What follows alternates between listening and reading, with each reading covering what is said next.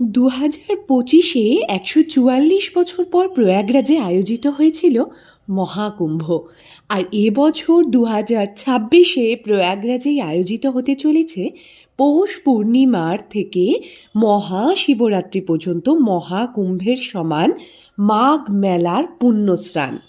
মকর সংক্রান্তির দিন সূর্য শনির রাশি মকরে প্রবেশ করছে, তাই সূর্য ও শনির শুভ প্রভাবে মকর সংক্রান্তির দিন মহাপুণ্য স্নানের বিশেষ গুরুত্ব থাকবে। এক মাস ব্যাপী এই ধর্মীয় অনুষ্ঠানকে ঘিরে বিশেষ প্রস্তুতি শুরু করেছে প্রশাসন। এই মেলার মূল আকর্ষণ পবিত্র অমৃত স্নান।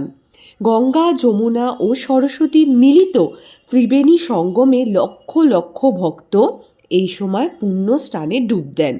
হিন্দু শাস্ত্র অনুযায়ী এই স্নানের মাধ্যমে পাপমোচন ও আত্মিক শুদ্ধি লাভ হয়। পৌষ পূর্ণিমা থেকে মহাশিবরাত্রি পর্যন্ত এই এক মাস বহু ভক্ত ত্রিবেণী সঙ্গম তটে অস্থায়ী কুটির বা তাঁবুতে বসবাস করেন এবং কঠোর নিয়ম মেনে জীবনযাপনও করেন।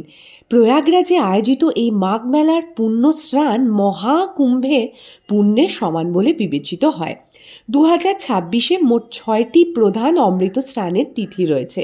সেগুলি কি কি সমস্ত তথ্য জানতে এই বিষয়ে নিচে দেওয়া লিঙ্কে প্রেস করুন। আর অবশ্যই এইরূপ আরও পৌরাণিক তথ্য পেতে আমাদের চ্যানেলটিকে সাবস্ক্রাইব করবেন। আর বলতে ভুলবেন না, হর হর মহাদেব, ওম নমঃ শিবায়।